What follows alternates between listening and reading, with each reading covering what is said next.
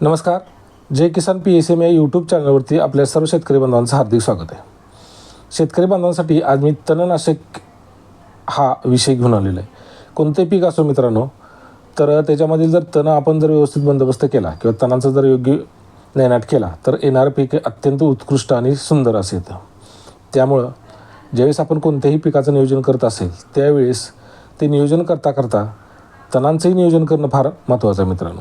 तर आजच्या व्हिडिओमध्ये आपण तणनाशक ऊसामधील ऊस हे पीक आपण निवडलेले तर ऊसामधील तणनाशक आवश्यक तेच तणनाशक बाजारामध्ये भरपूर तणनाशक आहेत, पण ज्या तणनाशकाचा ऊसावरती काहीही इफेक्ट होत नाही, फक्त त्यानं तणच मेलं जातं. मग ते रुंद पानाचं छोटं मोठं किंवा वेलवर्गीय असेल, झुडूपवर्गीय असेल की झुडपासारखं असेल, हे सर्व नायनाट करते अशाच तणनाशकांचा आणि ज्या तणनाशकाचा ऊस पिकावरती काहीही स्कॉर्चिंग वगैरे किंवा इफेक्ट होणार नाही अशाच तणनाशकाचा आपण या व्हिडिओमध्ये आपण विचार करणार आहे.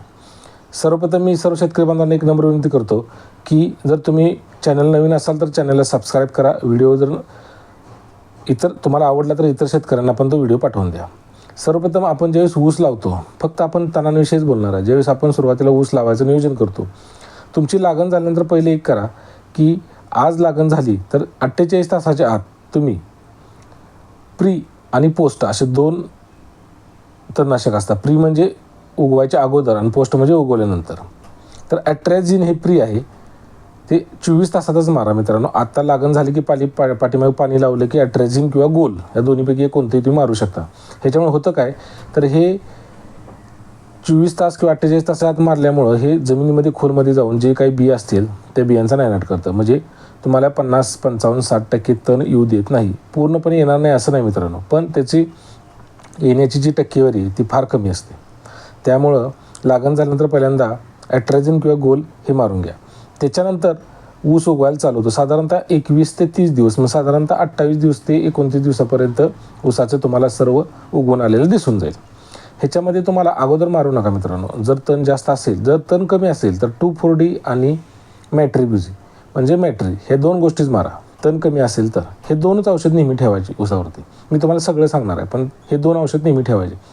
जर ॲट्रॅझिन मारून किंवा गोल मारून जरी तण तुमचं जास्त आलं असेल तर 1 महिना झाल्यानंतर 2,4-D, मॅट्री आणि डायुरेक्स हे 3च कॉम्बिनेशन वापरायचं नेहमी मित्रांनो. ऊस माझं एक तुम्हाला अगदी माझा स्वतःचा सल्ला राहील की तुम्ही ऊस पीक घेत असाल तर हे 3 तणनाशक सोडून तुम्ही दुसरं कोणतंही तणनाशक नाही मारलं तरी काही अडचण येत नाही.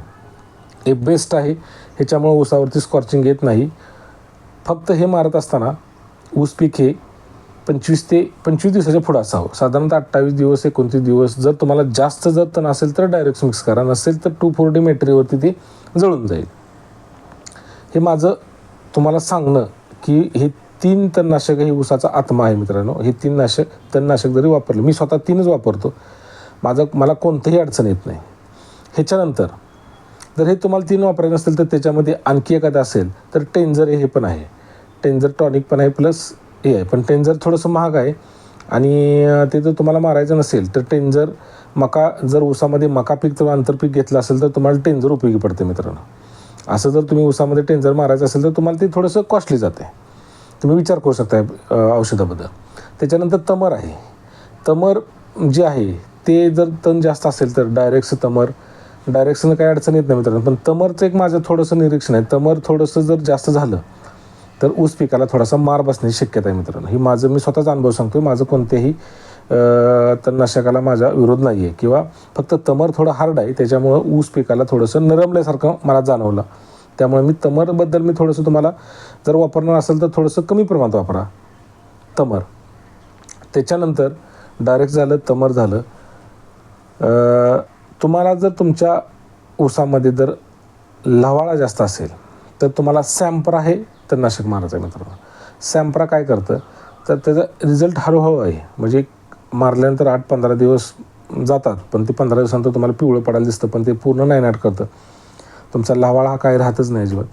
लावाळा जरी अगदी गादीसारखा जरी असेल, जर तुम्ही सॅम्प्रा आहे त्याच्यावरती औषध मारलं तर ते पूर्णपणे त्याचं नायनाट होऊन जातं. त्यामुळं टेंजर झालं, सॅम्प्रा झालं, तमर झालं, डायरेक्स झालं, 2,4-D मॅट्री हे तुम्हाला तणनाशक सगळे सांगितलेत, पण माझं एक तुम्हाला स्वतःचं एक रिकमेंडेशन राहील की 2,4-D मॅट्री आणि डायुरिक्स हेच तणनाशक जर तुम्ही ऊस पिकासाठी जर वापरलं तर तुमचा ऊस लागणीपासून ते ऊस तुटून जास्तोपर्यंत तुम्हाला अडचण येणार नाही. मित्रांनो, 3 फवारे झाले पाहिजेत, ह्याच्यापेक्षा जास्त फवारे काही घ्यायचे नाही. ते 3 फवारे तुम्हाला सांगतो.